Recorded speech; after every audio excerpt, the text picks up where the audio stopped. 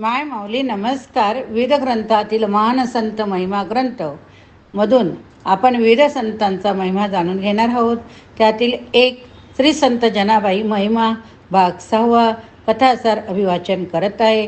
आवडले तर नक्की प्रतिक्रिया द्या. गोष्टीचे नाव माझी जना पदरात घ्या.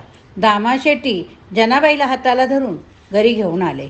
आल्या आल्या नामदेवानेच प्रथम त्यांना पाहिले. नामदेवांनी आपल्या वडिलांना विचारले की ही कोण, इतक्या रात्री एकटीच आपल्याकडे कशाला आली. दामाशेट्टी म्हणाले, अरे हो हो रामा, अरे हो हो नामदेवा. एकदम प्रश्नांचा भडीमार केल्यावर मी कोणत्या प्रश्नाचं उत्तर आधी देऊ. तर आता आई, हिचं नाव आहे जनाबाई.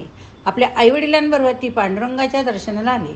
दर्शन घेतलं, हिची मंदिरातच समाधी लागली. आईवडील परत चला म्हणत होते, पण ही हटूनच बसली. मी येत नाही म्हणून. मी येतेच बसणार म्हणून हा जागचे हल्लेचे ना.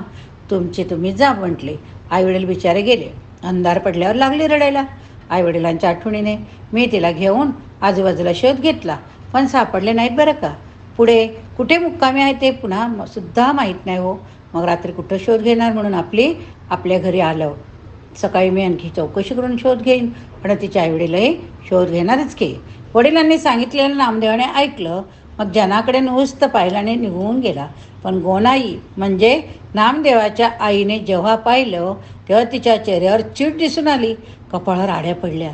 घरची गरिबी, खाणारी 14 तोंड घरात. किती? 14. त्यात हे 15वं. समजा हिचे आईवडील सापडले नाही तर घराबाहेर का काढणार होतो का आपण हिला, असा विचार हिच्या मनात आला. पण पतीच्या समोर काय बोलणार हो. बिचारी मुगळून गप्प बसली. इकडे दमा करंडने अस्वस्थ मनाने रात्र कशी काढले. सकाळ होताच चंद्रभागेला जाऊन सगळी अहिणी उरकली. मंदिरात जाऊन विठोबाचं दर्शन घेतलं. माझ्या जनाची भेट होऊ दे रे, माझ्या जनाची भेट होऊ दे रे बाबा, असं म्हणून विठ्ठलाला विनवलं. कान धरून उड्या मारून चुकले माकल्याची क्षमा मागितली आणि जनाचा शोध घेण्यासाठी बाहेर पडले. बाहेरच्या बाजूच्या दुकानात दामाशेट्टी कुठे राहतात असं म्हणून त्यांचा पत्ता विचारून घेतला.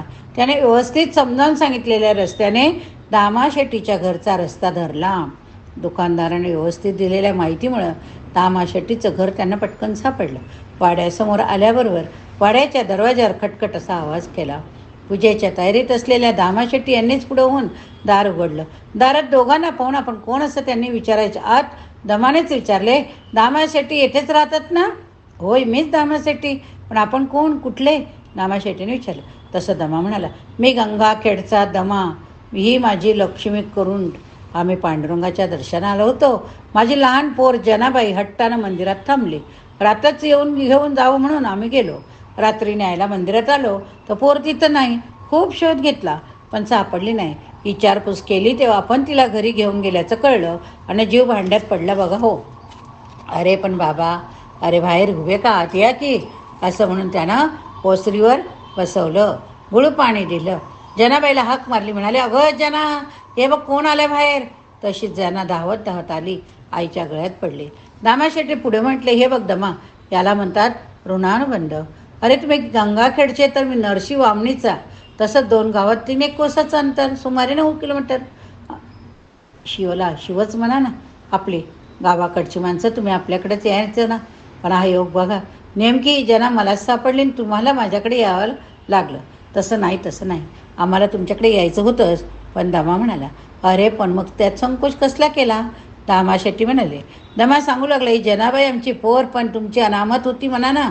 आम्ही तिला जन्म दिला, वाढवली, मोठी केली, पण कधी ना कधी तुमच्या स्वाधीन करायचं होतं, तुमच्या पायावर अर्पण करायचं होतं. म्हणजे मी नाही समजलं तुम्ही काय म्हणताय ते, दामाशेट्टीने कुतूहलाने आश्चर्याने विचारलं. मग दमानं जनीच्या जन्माचा सारा प्रसंग दामाशेट्टीनं सांगितला. दमा म्हणाला, आमच्या लग्नानंतर बरीच वर्ष मुलबाळ नव्हतं. आम्ही नेहमी पंढरीची वारी करायचो. 1 वर्ष पांडुरंगाला साकडं घातलं. रात्री स्वप्नात येऊन त्यांना दृष्टांत दिला. देव म्हणाले, दमा तुझ्या नशिबात मुलगा नाही, तुला एक मुलगी होईल. ती मोठी थोर भाग्याची असेल. तिच्या हातून मोठे कार्य घडणार. तुमच्या कुळाचा उद्धार होणार. तिचा संबंध थोर संत नामदेव यांच्या चरित्राशी येणार. म्हणून ती थोडी मोठी होताच दामाशेठच्या पायावर तिला अर्पण कर. त्यानंतर माझं लेकरू तुमच्या पायी आता मी अर्पण केलं आहे.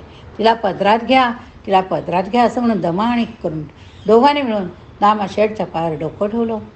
दामाशेट्टी दोघांना उठत म्हणाले, उठा बाबांना उठा. अरे देवाची नुसती इच्छा नाही तर आज्ञा आहे. तिचा अवेर कुणाला करता येणार. आपण निश्चित राहा. मग त्याने गोणाईला हाक मारली. दमाने करूनची ओळख करून दिली. आता जनाबाई आपल्याकडेच कायमची राहणार असं म्हटलं. दामा शेठचं बोलणं ऐकून गोणाईच्या चेहऱ्यावर आड्यांचं जाळं पसरलं. जनानं ते पाहिलं. जना लहान असली तरी तिनं तो चेहरा वाचला. लगेच ती गोणाईच्या पुढं होत म्हणाली, आई, मी तुम्हाला जड नाही होणार. घरच्या सगळ्या कामात मी तुम्हाला मदत करीन. स्वयंपाकात मदत करीन. धुणं, भांडी, झाड, लोट, दळण काढणं सगळं काही करीन.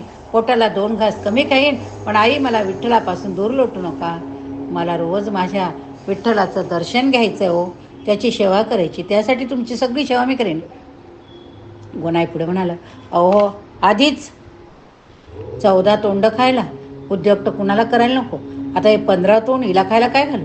दामा शेट्टी गोणाईला समजावत म्हणाले, अहो, आपण जे खाऊ त्यातलं 2 घास ती खाईल. आपल्या लिंबाबरोबरच राहील, खेळेल, काम करेल, विठ्ठलाची भक्ती करेल. तिच्या मनाची ओढ विठ्ठलाच्या भक्तीकडे. गोणाईचा राग अजून शांत झाला नव्हता. ती पुढे म्हणाली, अशी नुसती विठ्ठलाची भक्ती करून कुणाचं पोट भरते का? आपला मुलगा नामदेव करतो आहे ना नुसती विठ्ठलाची भक्ती, आहे का काही उद्योगाचं नाव? आणि आता ही सुद्धा तशीच. दामाशेट्टी परत म्हणाले, अहो, ही मुलगी स्त्रीची जात, ती गप्प बसणार आहे थोडी. तुला घरकामात भरपूर मदत करील पा. आता गोणाईचा इलाजच कुठला. ती घरात निघून गेली. दामाशेट्टी दमाला म्हणाले, दमा, तू जसा विठ्ठल भक्त आहे तसा मी सुद्धा आहे. तुला पांडुरंगाची आज्ञा झाली म्हणून तू तुझी एकुलती एक पोर माझ्या स्वाधीन केली. आता ईश्वराच्या इच्छेचे पालन करणे माझे कर्तव्य. तू काळजी करू नको. माझा इतर मुलींच्या प्रमाणे मी तिचा सांभाळ करीन. पांडुरंगाच्या इच्छेचा मान राखीन. आता जनाबाई माझीच मुलगी झाली. तिच्या येण्याने आमच्या आऊबाईला सुद्धा एक बहीण मिळाली बरं का. दामा शेट्टीने दिलेल्या आश्वासनामुळे दमाची काळजी मिटली. आता मात्र त्याला आपल्या एकुलत्या एका मुलीचा विरह जाणवला. त्याच्या डोळ्यातून अखंड अश्रुधारा वाहू लागल्या. त्याचे होठ थरथर कापू लागले. थरथरत्या हाताने दमाने जनाबाईला जवळ घेतले. म्हणाला, जना, आता हेच तुझं घर.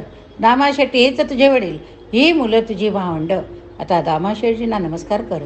जनाबाईने वाकून दामा शेट्टींना नमस्कार केला. दामा शेट्टीने तिच्या डोक्यावर हात ठेवत आशीर्वाद दिला. करुणची अवस्था तर रडून रडून केविलवाणी झाली. तिच्या डोळ्याचं पाणी खळत नव्हतं.